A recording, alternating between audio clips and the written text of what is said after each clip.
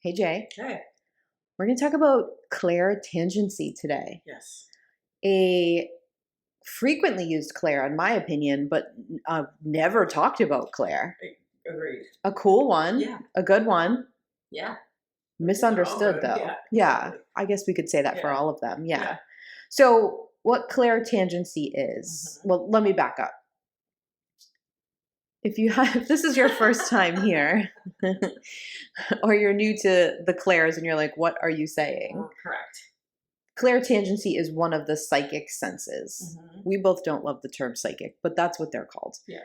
Intuitive senses, I think, would probably be a better term. Better. Yeah, inner senses, sometimes they're called.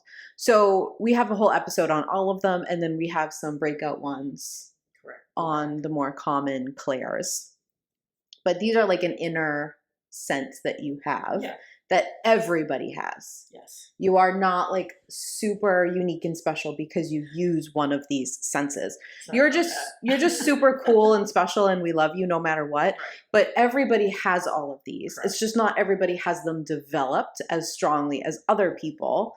And just like the universal fears and desires, where we all experience all of them, you have a top two that you use the most. Yeah. That can change, but for the most part, it's kind of like the instinctual ones you've been using since you were a kid are like your strongest. Yeah, there's some that are just like inherent to your system and the way your body operates. Exactly. And, I think we mentioned this on another episode, but you can have one that is very strong, but for some reason you stopped using it. Yes. Probably like a fear-based thing. Definitely. So you didn't keep developing that one and another one came up to the front. That also happens. Yes. Okay. Yeah. So clairtangency is clear touching, psychic touching, inner touching. All strange sounding words. The reason we say clear is because the word like clairtangency comes from the French word. Clair is clear. Right. So that's why we say that. But it's basically holding an object or touching a person or like et cetera, et cetera. We'll get into all the things and picking up intuitive information with the touch. So that's what this is. This is another one that I think you see in media, in movies, like sort of the stereotype of someone touching like a dead grandmother's ring. Yes. Or like accidentally touching something and getting a flash of information. But I think you see it in movies and shows and books and stuff, but you don't ever actually hear people talking about it. Yeah, they're not explaining it. It's like a weird trope. Yeah, and it's trope is perfect because it's like I even wrote down dead grandma's ring for one of the examples because it's always dead grandma's ring. It always is. And it's always shown in these like very few small ways, like over and over again. But then you also like, I think because it's being portrayed like on a screen generally, it's clairtangency, you're touching it, then all of a sudden it's clairvoyance. Yeah. Because then you're seeing. Oh, right. Like exactly. in the movie, right? Yes. Like you're touching the ring, but then you're seeing like. Yeah.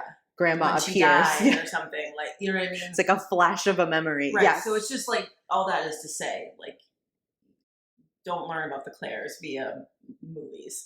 Right. Don't learn about much via movies and just enjoy. But 100% true. And it's sort of like if in movies they only ever showed one learning style, right? Which is also kind of accurate. You know what I mean? Like it's just misrepresenting in the way that what they're showing isn't untrue. It's just not the whole thing. Exactly. And so if you're looking at that and going, oh, I don't have any clairtangency skills, you probably do. Right. You're just not realizing how and like the ways they're showing up. Right. Or if clairtangency isn't like your number one or two, you're gonna, if all you see is intuition through the media, then you might think that you're not intuitive. Don't you think we see that all the time? Yeah. That's one of my favorite things that people send us messages to the podcast about, like, oh, I thought you had to be like X, Y, or Z to be intuitive, but actually everyone is. And oh my God, I am in all these cool ways that I didn't really realize was that. Yes. I love that. Me too. It makes me happy. Okay. So basically receiving intuitive information using your sense of touch. It doesn't have to be your hands. It usually is. That is what we're talking about. Yeah. Okay.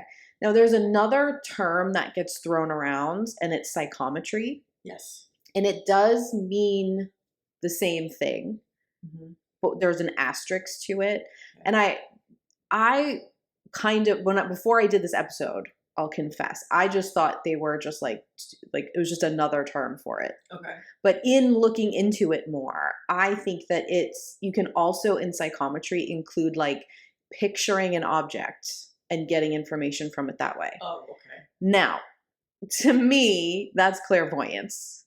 Yep. But some people will say that's this. So I don't want to debate what it is or what it isn't, because I'm not really sure that it matters that much. But I think I'm with you on that. Okay. Like if you're just energetically tapping into something, like thinking about it, and then you're seeing something, that's clairvoyance. Yeah, and you know, people also don't agree. Shocking. Because we work in an industry that there isn't really a lot of like one way to follow something or regulation or any of that stuff, right. Which is good and bad in my opinion, right? Yes. But one of the bad parts of it is that terms are just kind of used however people want to use them. Agreed. So I'm not trying to shade anyone who's using psychometry in a different way. I don't, that doesn't make me mad. No. Plenty of things do, but that isn't one of them. But I think what happens is people like don't see everything the same way. But the intaking of intuitive information, if you're going to say which clair are you using, you're not just talking about the way it's coming in. You're also talking about the way you're conjuring it. Okay, so if I'm using clairvoyance, I'm not just waiting to receive an image. I'm using that skill to pull in an image. Exactly. Do you know what I'm saying? Yes. So I could see an image and then hear a word. And I use clairvoyance, and my clairaudience then came in and responded. Like, do you know what I'm trying to say? Yes, I do. Yeah. So like, again, not everyone feels that way. Some people think it's just the receiving. So I think that's why some of these terms get a little wonky. I do too. Also, we're going to talk about this at the end, but the U.S. government only really likes two forms of intuition, and that is clairvoyance and clairtangency, mainly psychometry, yes. Because they're trying to use it in warfare. Yes. Shocker that that's what we'd prioritize in this country. Right. Well, I'm being sarcastic. Why would you ever even look into it beyond that? Right.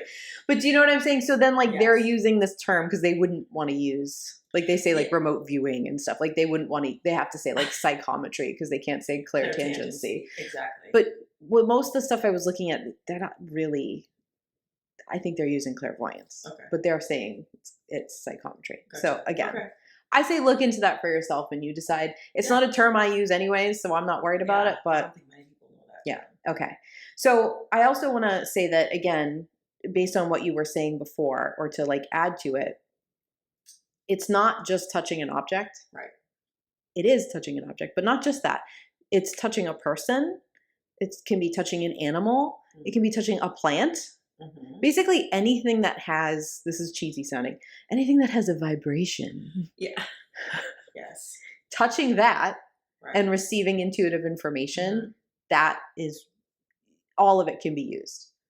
Not just dead grandma's ring. Yeah, so the tangency is about, it's about your hands and or your body touching. Mm-hmm. It's about the touch. Yes. It's not about the thing that you're tapping into or what you want to know about. It's about how you're receiving the information. Exactly. Which is through your body. Yes. Whether it's like a purposeful, intentional touch or if you brush into something, right? 100%. Yeah. Yeah. And it's, again, it's not just an object. Right. It's whatever you touch. Yeah. Okay. All right. We just fixed Jamie's mic. This is the last we're recording of this season. True. And of course, something wonky would happen. Exactly. Which we could hear you on the mic, but we realized your mic wasn't really recording correctly. Yeah, so the audio should be better now. Yeah. Sorry about that, everybody. Okay. So I looked into a lot of articles about clairtangency, as I do in my research. And they kept claiming that clairtangency is the rarest of the clairs. Really? Yeah. That's interesting. I don't agree. I don't either. I think it might be rare to use as your main clair.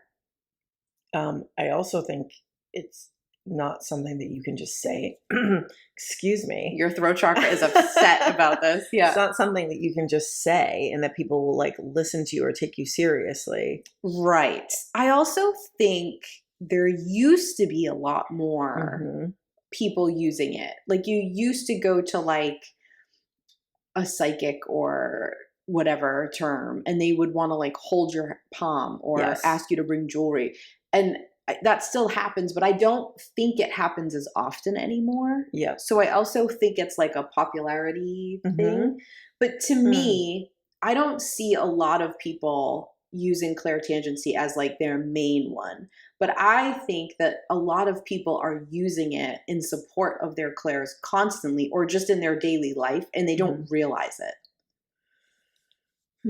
So I think it's just not registering as often. Don't you also think that there might be some communication issue? Like if we're living, well, we are living in this sort of like post-pagan patriarchal society, right? And so intuitive information is only being passed down through family lines, right? It's not being discussed in a wider community. And so I bet people were only ever, maybe there are some people that were like learning from their mothers or their aunts or their ancestors the way their clairs were. And then you didn't know that there were other choices. Yeah. Do you know what I'm saying? I do, 100%, because you're always learning from people, and the way humans' brains are is that we expect everyone to interpret the world the way we interpret the world. Right. So if you're learning from someone who's not using a lot of clairtangency, you're not going to learn it. Yeah, I mean, same as like I catch myself all the time talking about stuff and using clairvoyance as the example, and I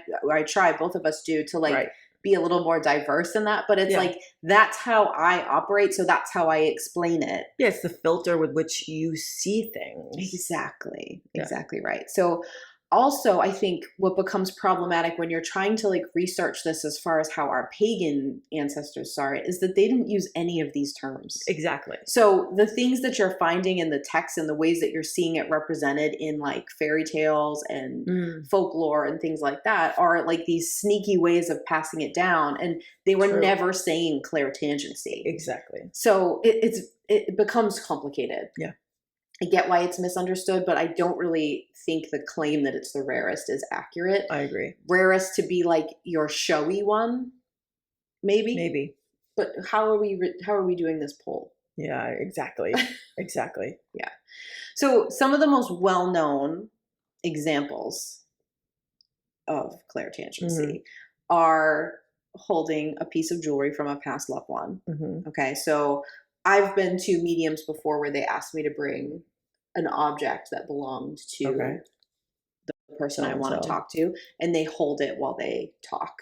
That makes 100% sense to me, especially because when you're doing mediumship work, it's not like you're like texting or calling the dead grandma, if that's who you want to talk to, right? Like you're like opening that door and then all the spirits are there and like you're trying to get one message, and the person, we've talked about this before, that you're talking to is like really hoping for one or two people, but you can't control who it is. Who's coming through, Right. So I understand holding an object would help you focus that a bit more. Absolutely. So I think that's great.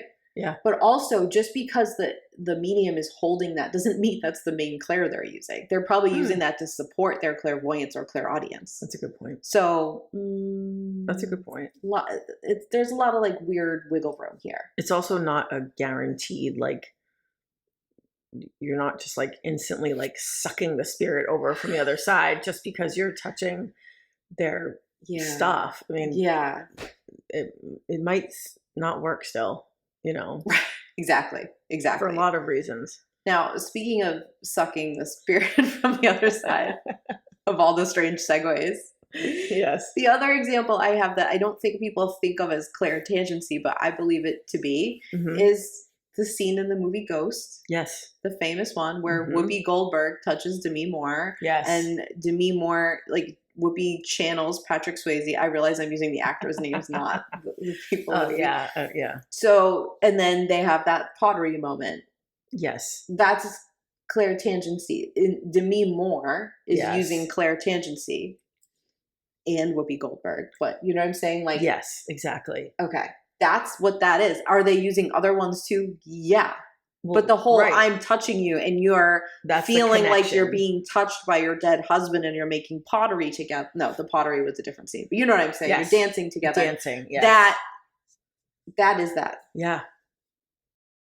That's a good point. Okay. Yeah. It's complicated though. It is. And I feel like clairtangency especially crosses into the others. Right. Like I see clairtangency as a trigger to trigger your other main clairs. And I think that's why people are calling it like the rarest or don't understand it, because it so often coincides with other ones. Yeah, I think trigger is a good word, or like almost like a gateway, because you touch the thing. Yep. And then you're most likely to get the actual information, either like hearing it or seeing it or just knowing it, which are then, those are different clairs. Exactly. But you get the information through the clairtangency. Yeah. Right. It's like the spark or the trigger or the enhancer or the thing that like kind of narrows down. Yeah, exactly. Right. Exactly. So I would also like to say that clairtangency isn't just used to speak to spirits or ghosts or whatever. Right. You can trigger emotions with them, memories, sensations, knowledge, prophecy, like future stuff, right? Like can all be triggered. And then again, what your clairtangency triggers is different for everybody. So for me, it's going to trigger my clairvoyancy. So I'm going to touch an object and then I'm going to see information. Right. Okay. For you, it would probably trigger your claircognizance. Probably. For someone else, it would be clairaudience. They're going to start hearing something. Clairsentience. They're going to start feeling sensations in their body. They're going to, feel feelings, emotions. Like it's different for each person. And of all the things that irritate me about people only teaching one way, this is the most, because if you're like, when you touch this, you're going to see a dead person. Right. And then someone thinks they're doing it wrong because they're touching it and they're feeling an emotion. That irritates me because they're doing it. Exactly. They're doing it in the way that they process. Exactly. But it's going to feel like a disappointment if they don't know that that's an option. Yeah. And they're going to stop there. And it's like, ooh, there's so much. So close. Yeah, exactly. Yep. Okay.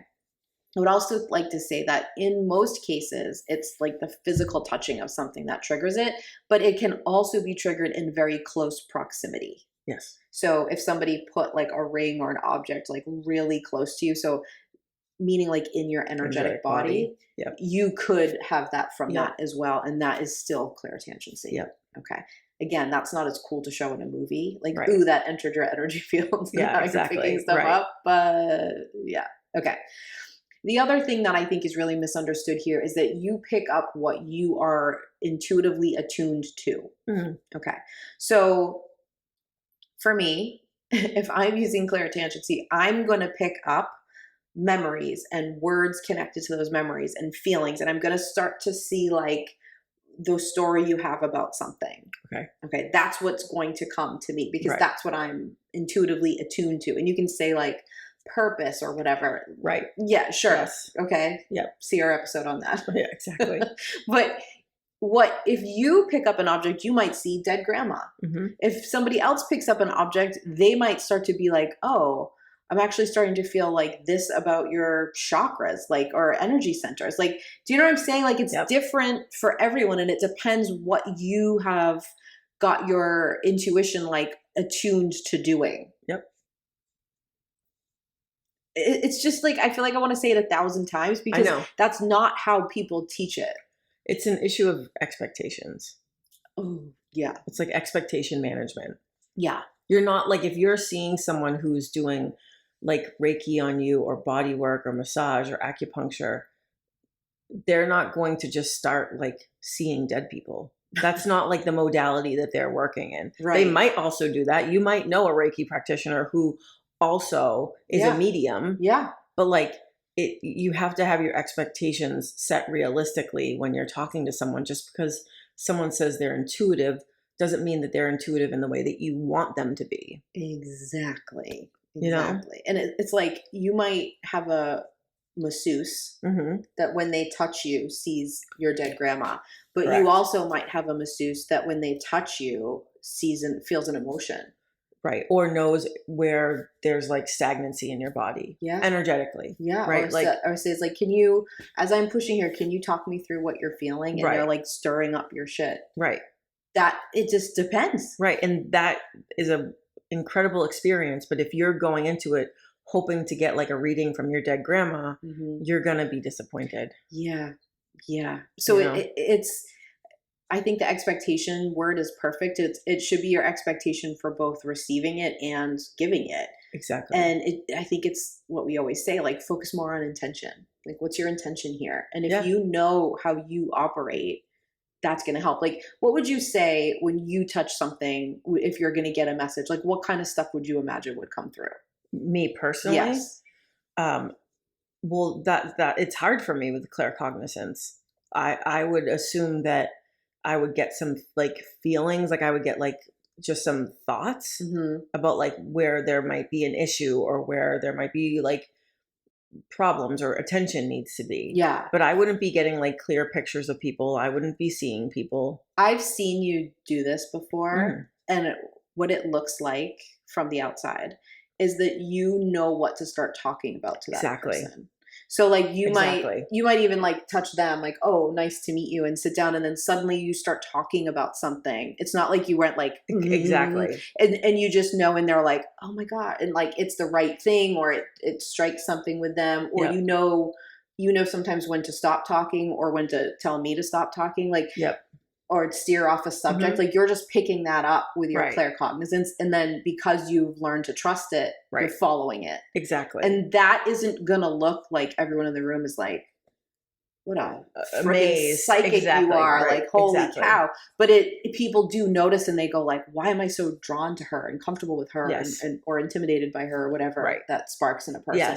But I think a lot of people, because claircognizance, like clairtangency, is like a little less showy. Yes. I think a lot of people have that kind of combination and aren't realizing it. I agree. And I think it's awesome. Yeah. And I think to the other end of that when I used to practice Reiki, I would have people, some people, not everyone, but some people would say like, after it, I would go over after like what energy centers were having some issues and where I put extra energy, and, they would be like, well, what else did you pick up? Or what else, like, did anything else come through? And I'm like, ma'am, you signed up for energy healing. Like that's not how, I didn't say that. Of course. No, you said something like lovely that made them understand it and feel even better than they did before. But you can feel that expectation of like, they now all of a sudden want like a psychic reading from you. Yeah. Like, what is my future? And and it's like, I didn't ever say that I was going to do that for you. Yeah. I mean, even as someone who I'm doing intuitive work and telling you what I'm picking up, sometimes people will be like, okay, but what about like my future? Right. And I'm like, what do you want for your future? And like, we'll talk exactly. about it now, but like, that's not what that's, you know what I mean? Yes. But I think a lot of people just come in with these expectations because they're just believing like the media or one YouTuber or something. Like, do you know what I'm saying? Yes. So like, they don't realize how it works. I think the coolest thing is to like talk to someone for a minute and figure out how they work and operate, and then open yourself up to like receiving how they do it and like experiencing that. Otherwise you're going to miss out on like really cool shit. Exactly. Yeah. Okay. Okay. So this some people are going to disagree with. Okay. But I'm not even saying it's my opinion. I just know it's right. Perfect. Let's hear it. Clairtangency happens naturally. You don't have to learn how to do it. You have to learn how to understand what you're getting. I agree with you. Okay. Can you like open up and understand it better or close it down and pick up less? Yes, those are intuitive boundaries and you should work on them, and that's great. But like I see people teaching clairtangency in the way of like, hold this object and here's how you get information out of it. Gotcha. No, the teaching, that happens to every single human being. Like you can't, like, quantum physics will tell you that like you can't put your vibrational energy in a space that there's other vibrational energy and not have them interact with each other. Affecting each other. Exactly. That correct. That doesn't make any sense. Right. Okay. And I realized that that's probably like a good sell. Like that's cool to like teach how to do that. But what you're actually learning, because you can teach it and you can learn this. Yep. What you're actually learning is to go like, this is how I do it. And now let me understand what I'm picking up and how I'm picking it up and how it comes through and what sort of shapes it takes for me personally. Yes, I agree. That is what you're learning. And it's different. Yeah. Yep, And it's it's different. a real swing and a miss for me when people don't really explain that. Yeah, I agree. Yeah. Because you're also missing teaching people how their own energetic body and how their own clairs work. If you're selling it as just a Clairtangency class, then you're missing some of it. Yeah. You know? Yeah. Anytime you're learning anything intuitive, Mm-hmm. you're learning like what the thing is, how it works in the sense of like an explanation. And then you're learning how to understand how you do it. Yeah. That there isn't like this is exactly how you do it. Exactly. It's not a thing. No. Yeah. All right. I think we should take a quick break. Okay. I'm going to come back with some very common examples that are not super flashy of how people are using clairtangency all the time, traits of the clairsentient people, some tips on developing it, and then 2 spicy thoughts. Ooh, okay. Okay, Heather. This week I'm obsessed with us and us calling the 7M TikTok cult. Yeah. We called it. We did. It's now a Netflix special. That came out literally. I mean, this might, if you're listening to this in the future, this is not like a timely obsessed segment, but at the time of recording, it came out yesterday on Netflix. Yes. And we were receiving a lot of messages. Yeah. And I looked it up.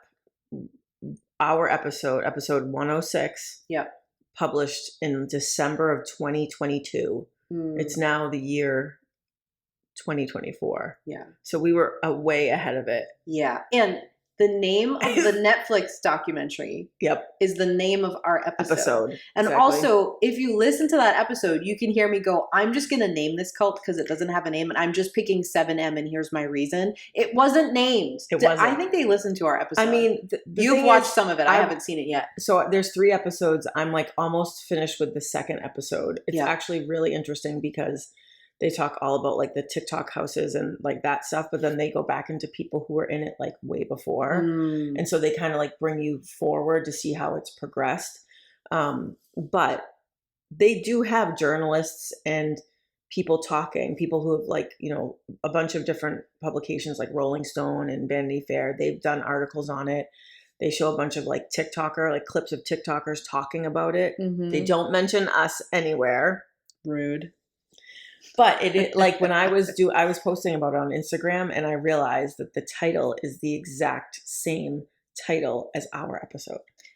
Which it's not just like the 7M, it's not just like the 7M cult. Yeah. It's the 7M TikTok cult. Yeah. And like 7M isn't like something you sign up for. I came up with that because it's one of the things that they teach in that church. Right. And then I added TikTok cult because I wanted people to know what the heck I was talking about. Right. Yeah. So, I mean, you heard it here first. I mean, it's like we're intuitive because actually I remember in that episode you saying, you guys are going to hear about this in the future. Like we're starting it. Like you're going to hear about it later. Right. There's going to be a documentary about it. I think you even said Netflix and it's here. Yeah. And so now all of our like faithful listeners are messaging us like, holy shit, you called it. You called it. It's here. And on social media, like I keep an eye on the TikTok page. You do Instagram, but there's a lot on TikTok of people like commenting on that video as if I just put it out. They're like, oh, I just watched the documentary. Oh, really? Yeah. And so I think it's funny because you know how TikTok is. Well, TikTok doesn't put the date on it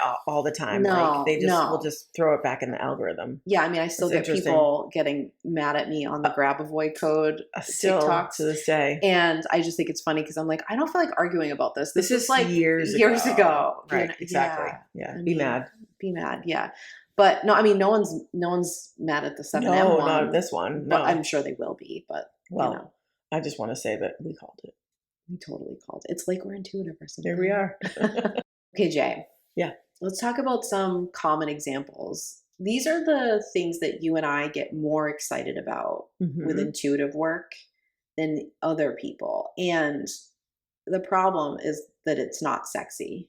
Well, It's not flashy. I know. Remember when I dubbed us the unsexy intuitive girls? Yes. Yes, that was a great idea. Okay. It's really flattering to us. But here's the thing. Again, I say it all the time, but it bears repeating. The ways that you use it all the time, every day, are the cool ways that help your life all the time. And doing that makes it so then you can use it for like really cool paranormal-y shit. Exactly. All the showy stuff. Yeah. Okay. All right. So the first one is picking up feelings or intuitive information when you give someone a hug or when you shake their hand. Now, before you're like, I don't do that. Yes, you fucking do. You do. You just aren't understanding what you're getting, because and also a lot of times people are giving a hug or a handshake and they're really too focused on their own sort of form. True.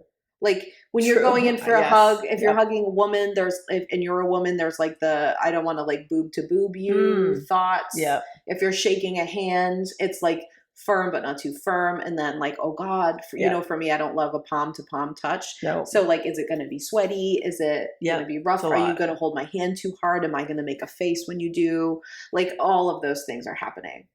It's a lot to process. So you might not go like, what am I picking up intuitively right now? Because you're so busy dealing. But also, again, like you're probably, if you're listening to this and you're like, I don't do that, it's probably because you're envisioning something you've seen on like a TV show where like you shake someone's hand and then all of a sudden you get this flash of information and then everyone's looking at you weirdly because you're not like talking back. It's this like very dramatic, like you obvious moment. Left your body for a minute. Right. And you're like, what'd you get? What'd you get, Jamie? Or like, what's wrong with Jamie? She's like a seizure. Like, but that's not actually how, so like your expectations of the situation are a little mismanaged. Yeah. It's probably, and again, it might be like that for you. If you're super clairtangent, yes. Yep. It might be that stark and vivid of an experience. But for most people, it's just going to be the receiving of information. And you're so used to doing it. Correct. That it's not going to feel earth-shattering. It's not going to be like the moment you're describing, because you have been literally doing this since you were a baby. Right. Like we don't call it clairtangency, but we study like what a mother's touch does to a baby. That is 100%. Clairtangency. Right. The baby's not going, oh, I need to touch my mother. No, to feel exactly. Like my nervous system is okay. And like to release these hormones. Yeah, like that just happens. Yes. So it's you have been doing it literally since birth, and you've had to do it because it's a survival instinct as well. So it just feels normal in your body. Yeah, and it's probably more like something like you shake someone's hand, especially if it's someone that you know and you like give them a hug or something. Yeah. And you're instantly like, oh, what's up with Heather? Yeah. Oh, what's going on here? That's how it reads for me. I'm like, oh, well, if it's you barely walked in the door and are like, what's wrong? You don't have to touch me, but like, we don't usually like embrace when we see each other. No, but I know what you're saying. Yeah. It's like when you see someone, you're like, oh, something's off here. Something's up. What's going on? Or they're really happy. Oh, something's great here. It doesn't have to always be bad. Exactly. Like, I think it's funny because what you are describing that you pick up, I think is a very common experience. For me, if I give you a hug or a handshake, I'm going to immediately be like really focused on some part of you.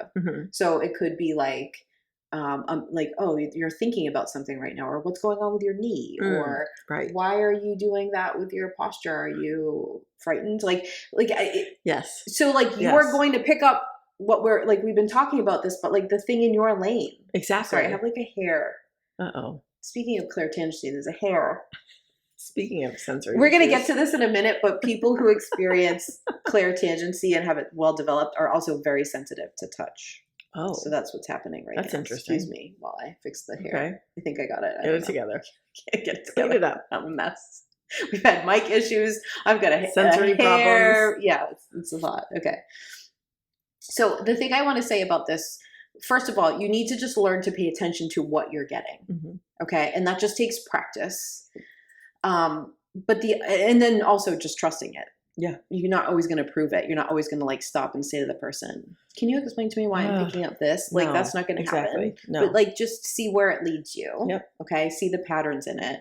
But also, I'm going to give you a pro tip here for those of you who are listening and you're like, I do this, but it's hard, or I always pick up the same thing.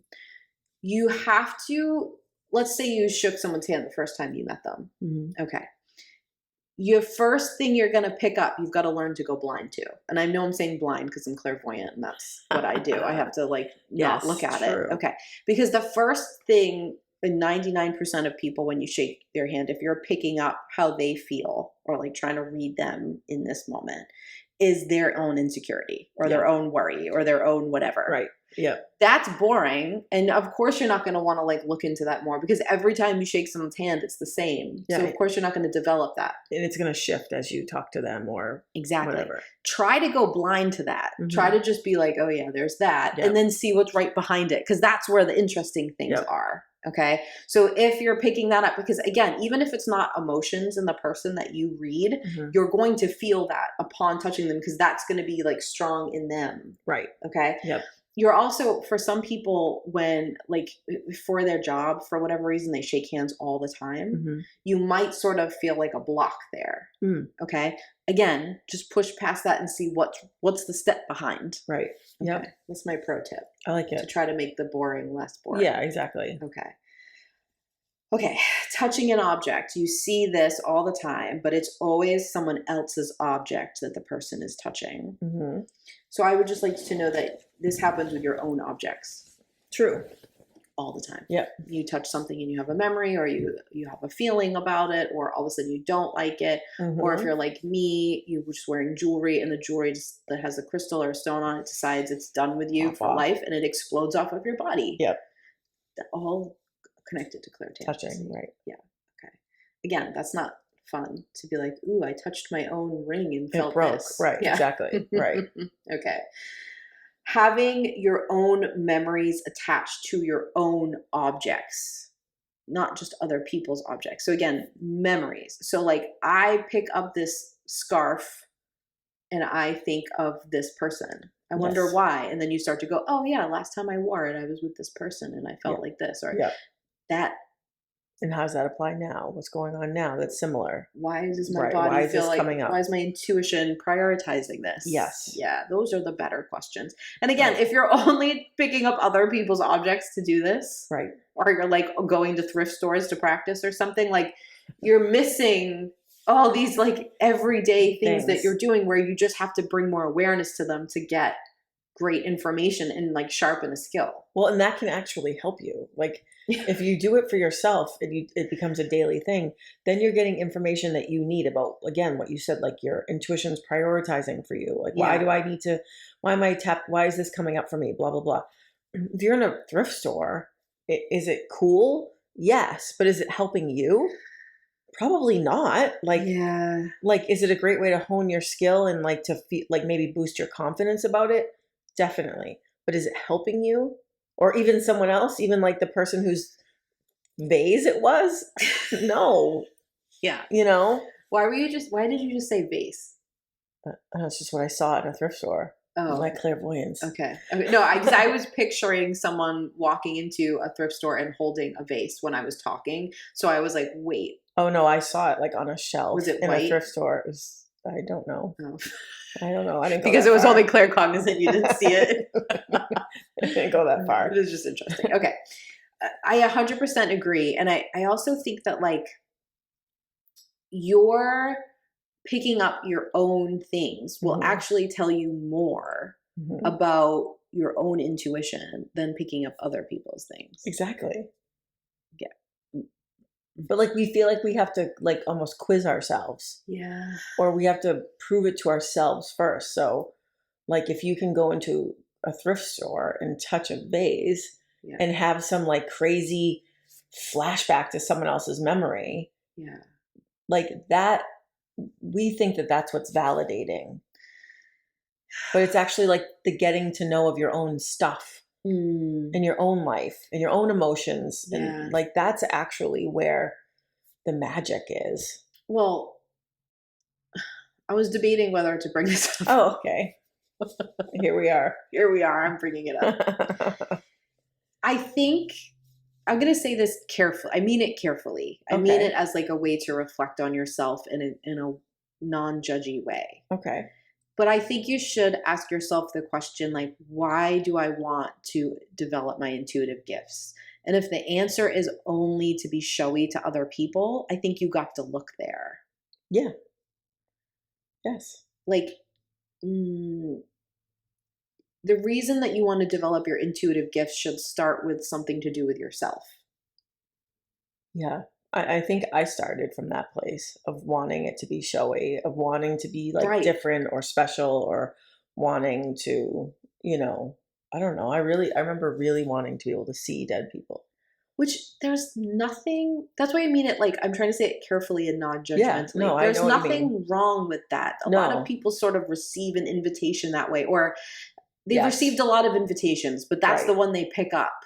Yes. But once you start doing the work, you're not in the right lane if you're not going like, oh, this is me doing work on myself. Exactly. Through these mediums. Yep. And like, there is nothing wrong with wanting to show off a cool gift or a skill or a talent or whatever. I literally have no problem with that. But if you're doing this work and like the really only thing that gets you excited is to show it to other people, that's where there's a kind of a question mark. Well, I'll even say something that's not as kind. Oh, okay. And not as careful, but okay. There's nothing messier than an intuitive person who clearly hasn't worked on their own shit. Yeah. And you know them. Like once you interact with them, it's very clear that they're incredibly intuitive and they haven't done an ounce of self-work. Yeah, or they are the messiest. Or they do the fakey self-work. Do you know what I'm saying? Like where it's they're drinking the smoothie and meditating at 4 a.m. Right. But they're not actually like work. The person that you're going to for intuitive like assistance should be obsessively doing intuitive stuff for themselves. Yes. And then going, this is also how I share it. Right. If you can't work on yourself first as a priority, how the hell can you help someone else? Yeah. I mean, it's not just this field. Like, I wouldn't want to go to like a therapist who didn't work on their own stuff. Right. Exactly. And that doesn't even mean that they're not going to be good at it. You might go to them and have a great reading with them or have a great session with them, whatever they're doing, but they're going to fuck up your appointment. They're going to be late. They won't have a Zoom link. Like the energy is going to feel chaotic. You know what I mean? Like the whole, like you have to work on yourself first. Yeah. And it's continuous. It doesn't get to stop. Correct. It's like going to a doctor who doesn't give a shit about like they're smoking in your appointment or something. Like, exactly. That doesn't make sense. Like it's sort of the same thing. Yeah. No, I'm with you. Okay. My last common example is how the majority of people ground their energy, which is touching a tree or touching their bare feet to grass. Right. That's clairtangency. Yep. So if you do that, that's what you're doing. So don't tell me you're not clairtangent. 100%. Yeah. That's a good point. And if you're trying to ground your energy and those things don't work well, one, like do a different way, but also go like, what could I do to work on this skill? Because those are, clairtangency is a great way to ground.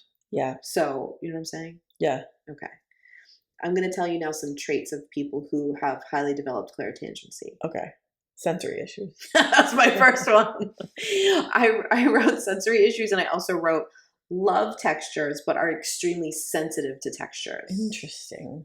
Okay. So you love like those sensory brushes that you got me. Yes. It's like sitting right over there. You love the sensory brush. Yep. But it has to be a gentle sensory brush. Right. And when you're done, all of a sudden you're like, I can't do this anymore. It can instantly be too much. Yes. So you love holding stuff and gripping stuff, and you walk through a store like me and you touch the fabrics as you go by like that. Yes. But then something touches you, like you have a hair in your face and you can no longer continue to be a professional. Right. You have to fix it. Right. Yeah. And where does that overlap with like regulating your nervous system? Who knows? I mean, I was going to say, see our episode on neurodiversity and intuition. Like, exactly. People will say, oh, well, maybe that's maybe that's autism, or maybe that's ADHD or something. Right. And I'm like, yeah, but it's also this. Like, right, exactly. They, of course, can go coexist. together. This right, is not exactly. a studied field. I'd love to study it, but it's right. not. Right, Okay? right. All right. Okay, so another trait is close proximity is a little tricky for people who have very strong clairtangency. Mm-hmm. You know what, like a close talker? That's a real tough experience for a clairtangent. And I know you're going to say to me, it's also hard for someone with sensory issues or right. someone with certain kinds of trauma, or yep. That's all true, because yes. you don't have to single out the one thing. It doesn't have to be just one. The more things you understand about yourself, the easier it is to keep yourself regulated. Right. So exactly. We don't have to say, well, it's this or that. It's all of them. Yeah. And then when you acknowledge that they all exist, it's then easier to pinpoint which one it is at a particular time. Exactly. It's just giving yourself more tools in your toolbox. Mm-hmm. Why wouldn't you want that? Yep. Okay. They are very connected to vibrations and vibrational energy. Mm-hmm. Okay. Now, so I have a point that I want to make that is just my own observation. So it's not based in any scientific study. Mm-hmm. But before I say that, I want to say, like, if you love binaural beats, if that really is good for you, if you're trying to concentrate and you add music. Yes, that's me. Okay. That is you using your clairtangency. Yeah. Okay. Now, the point I want to make is, it has to do with an observation I've made with the people in my life that I love very much that have ADHD. You are one of them. Yes. Yes. Okay. Two people who are highly clairtangent and people who are somewhere on the ADHD spectrum. Mm-hmm. Music is stimulating. Mm-hmm. All music. It doesn't matter what the music. It stimulates that. Mm-hmm. Two people who are not on that spectrum as much, so I wouldn't consider myself on that. Music is relaxing, depending on the music, or it's makes you happy or sad or gives you energy. But to somebody with ADHD mm-hmm. who is also clairtangent, it, no matter what, is a stimulant. Yep. Okay.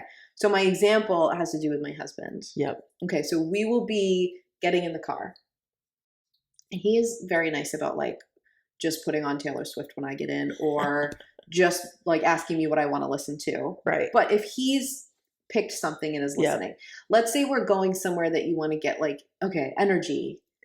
Yeah. He'll put on Bon Iver. Oh, really? And it's quiet, and I like that music. I'm not saying I dislike it, but that's not going to jazz me up. That's the ADHD, because it does the opposite. Yes, but it stimulates. No matter what, the music stimulates. And so it's just any music he puts on is stimulating. But to me, I'm this music is making me sleepy, or it's making me calm, or it's making me sad. And he's I wasn't even paying attention to the lyrics. What is the song even about? Right. Not everybody does that. That's him. But do you know what I'm saying? Yes. But the same is true. If I go into most people's house who have ADHD and also use their clairtangency, there's music on in the background. Yeah. Or there's the TV's on in the background. Yeah. And they're just doing what they're doing. Always. Where for me, I would forget what I was doing because I just got sucked into a lyric, or I started to feel a certain way myself about something. Mm-hmm. It does different things, is my point. It's the way caffeine calms people with ADHD. Yes. It's no matter what, the vibrational energy of music stimulates. Right. And then you sort of do with it what you want. Or you put it just in the background. Regulates the system. Yes. Right. But that's not true for people who aren't on that spectrum as much. Yep, okay. That makes sense. Okay. That's just my observation. Do with it what you like. Yeah. Write it and tell us if you agree, if you want. Okay. Yeah. Or not. Okay. So this one, I didn't exactly know how to write this, but I just wrote that you have bare feet issues. So meaning you're an extreme. You never have bare feet ever, because you can't stand for me, bare feet's a little bit hard, because if I step on the floor and there's a weird crumb on my foot, that's death. Okay. Yeah. Terrible time. I would rather have a sock on so like things aren't physically touching my foot. Yeah. But the other extreme of that is you're always have bare feet because the sock on your foot is annoying. Is something that you're constantly reading. Right. Okay. Yeah. Those are clairtangency people are the extreme. There's a lot of people. I sort of live. I'm not way to the extreme. I'm dialed more to the extreme of having a sock on than having bare feet. But there are some people who just can't wear a sock or can't have bare feet. I'm in the middle. But the more clairtangent you are, the more you are towards one of those extremes. You're not living in the middle as much. Right. Which one are you? Bare feet. And you have a nice pedicure. I literally have bare feet right now. Yeah. Yeah. I literally have socks on right now. Yeah. This is my home. I'm always barefoot. Yeah. Always. Yeah. There you go. Okay. This is my home. Yeah. Jamie's here barefoot. No, I mean like I have socks on in my own home. Right. It wasn't a statement about your feet. That's amazing. Okay. They tend to have an aversion to secondhand stores. It doesn't mean that they don't like going to them, but if you are very dialed into clairtangency, that's a lot of energy to be around. Yeah. Okay. Okay. This is you. They find missing objects quickly and easily. You're really good at that. I can do that. Yeah. Pretty well. Yeah. That's a clairtangency trait. I have a pretty good rate of that. Yeah. Yeah. You literally start to like drift towards the energy of the object. Yeah. Yeah. And then lastly, like really good at spell casting with objects. Okay. Yeah. That's just a real natural thing. Yep. It's not natural to me. Like I learned it and developed it, but like people who are just really dialed into that, it just kind of happens. Yeah. Okay. Got some tips now on developing. Okay. Are you ready? Yeah. Okay. This is broken record-ish, but number one tip before you do anything else is you have to have an understanding of your other clairs and like your main clairs. Correct. What two are the main ones that you always use? Chances are you're not going to say clairtangency in the top two, but you might. I'm thinking about it now though. Honestly. Are you? Yeah, you're adding it in. Yeah. But it's whatever your other one is, if that's your answer. But it really is, to me, something that you use to trigger. Like it almost doesn't even qualify as a clair to me because it's like some kind of secondary thing. Universal thing. Yeah. But whatever. That's just my thought. So if you want to be better at clairtangency, you need to know. So like when you pick up the object, you know what next is going to happen because it's going to jump into another clair. Exactly. Okay. Oh, this is an exercise that I have done before in like workshops and classes and all that. I think you have done it with me. But you want to practice touching objects without knowing what they are. So the exercise I do, and you can do this, I mean, you're going to need an assist from someone, but I would take a mason jar and I would put an object inside the mason jar. Okay. And then you can't see what it is. It's closed. You could shake it if you wanted, but who cares about that? Hold the mason jar. You're touching, but you're tuning into the object that's inside the mason jar. It can be a box, whatever. I find that like the material of a mason jar, which is kind of glass, plastic combo, I'm guessing, is easier to feel energy through than like cardboard. Yes. I don't know why that is. I'm guessing maybe an absorbency issue. I don't know. Yeah, but it just has to be like not a clear mason jar. Yes. Right. Painted or you can't see through it. Yeah. So you're going to hold that and you're going to pick up something on the object. So the thing is, you're not actually physically touching it. So I understand that's adding a challenge, but it's in your hand in a thing. Yes. Which makes it more challenging. But the beautiful thing of it is that you have to do this exercise and realize that you're not wrong. So when you do this in a group, I have people write down and people share before I show what the object is. And let's say it's dead grandma's ring. Okay. Let's say it's my grandmother's wedding ring, which I have, right? And I wouldn't bring that to a thing, but like just for our example. Yeah. And I pass it around and like people are going to pick up different things. So someone in the room is going to be like, I'm feeling like a grandma energy, or I pictured my grandma or something like that. And then someone else is going to be like, I suddenly got really hungry, and I'm going to go, oh yeah, because she loved to cook. Like, or, oh, I had this feeling of like really missing someone, like, because you're picking up my connection and I'm me missing her. Like, or I thought of my husband because it's a wedding ring. Yes. You're going to pick up first of all, you're going to use the Claire. That Right. is your strongest. Yep. Okay. But second of all, it's going to go into the lane that you're more attuned to. Yes. So all of those people are right. But if you only thought the person who said grandma was right Correct. and everyone else was wrong, okay, like, look at all the information you're missing. Yeah. And you might have gone like, oh, it's funny. I didn't see a ring at all. I started picturing like a Thomas Kincaid painting or picture or something. And I would be like, well, yeah, she had that wallpaper. She had literally had Thomas Kincaid wallpaper. Like, yeah, like it was like a border. Nice. Like, do you know what I'm saying? Like you rule it out and then you don't realize that is exactly. You cut yourself short. Message. Exactly. Yes. Okay. So do that and just see what you get. A thing that people do all the time when they touch other people's objects is pick up like medical stuff about people. Oh yeah. So again, if that's more what you're dialed into, that's what you're going to get. Just wanted to add that. Okay. All right. This is a very autistic suggestion. Okay.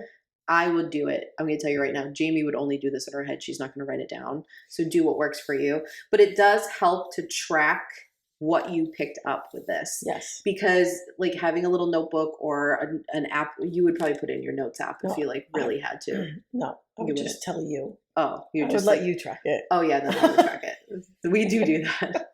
You're literally like, for your tracker, could you put this? Please note this. Done. Yeah. But you do want to do that because you're going to see patterns come through that are going to help you understand how yours works. Right. Exactly. And then also probably more information when you see all of it together. The bigger picture. Right. Yes, exactly. Okay.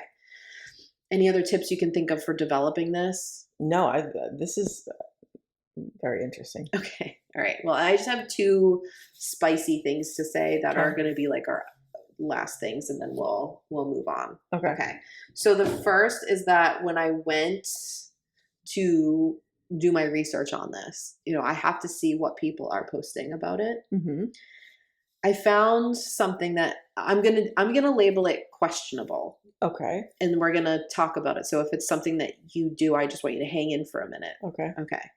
I found a lot of people selling what they were calling a treatment to enhance your clairtangency. And it was something you buy and then they just like send you the energy.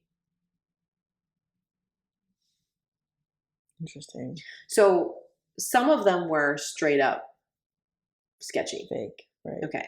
But some of them were listing what they would do, like helping clearing karma. I don't really know what that means, but past life stuff, ancestral energy. And they would like tap in and like cut cords of these things. I mean, theoretically, yeah, it's the same as like a distal Reiki session. Yeah, with like a strong intention of right. having it improve your clairtangency. Right. Interesting. This is questionable. Okay. Yeah. So the thing is, there was a few people that were like very like descriptive of what they were, and like really were like the title was more flashy, but the description of what they were doing was like a little bit more honest, which I appreciated. Yeah. Mm-hmm. And there was one person I saw that was like, I only do this for people that I've already seen for other things. That feels a lot more legit to me. Yes. Okay. Yes. Because I do think it can improve that. The part of it there that I start to question, and again, some people were explaining this well, and I was okay with it. I'm okay with a flashy title and then a very real description. Yeah. The thing that is questionable to me is like, you can't direct it towards someone's clairtangency. No. Would clearing all of that stuff help you be able to tune into your own clairs better? 100% yes. Mm-hmm. But does it mean it would go to your clairtangency? No. Are you also working on your clairtangency? So having that at the same time would be a supporter for it? Yes. But like, I feel like I sound like I'm splitting hairs, but I do think it's important to mention. Yeah. No, I agree with you. There's definitely a little bit of like disparity in there. Yeah. Yeah. So I would just say, tread carefully, maybe like ask further questions before you bought something like that. Yeah. And always, like we've said 100,000 times, like always make sure you trust the person you're working with, or, that it doesn't feel sketchy or weird or, 100%. Yeah. Okay. That's interesting. Okay. All right. And my last spicy thing has to do with the government. Oh, cool. So I kind of mentioned this before, but the government does enjoy a psychometry, what they're calling psychometry thing. Mm-hmm. And like scientists also are like, scientists are not great as a whole at like listening to intuition. Mm-hmm. You tend to have very like scientifically minded people, which is great. But like, I don't quite understand why you can't also hear intuition and then try to apply those terms to your scientific thinking. I agree. Like there's this weird prejudice there. And I don't know if it started when like they split astrology and astronomy apart and then you had to be like one or the other. I don't know. But like, I mean, shock of all shocks, we don't fit into a category very well. So we tend to cross over all the time. Right. But there's this weird thing about it. But they like, you see all these like quantum physics things about like trying to understand psychometry, which I find entertaining. Mm-hmm. But the example that they're always giving, where in like the articles are like, scientists can't prove this, but are baffled by this. And it always has to do with like quantum entanglement. Yep. And so quantum entanglement, this is a way oversimplified explanation, but like you see it in that experiment where they took like blood cells from somebody and put them in a lab, and then they were like miles away and they did something to the person's body, and the blood cells in the petri dish miles away, not in their body anymore, reacted. Mm-hmm. It's at the same exact moment it was happening to the person. And that this is, to scientists, are like, how shocking. Yeah. Right. Intuitive people are like, yeah, that tracks. Right. So you see them like trying to figure this out. Right. And I just think like,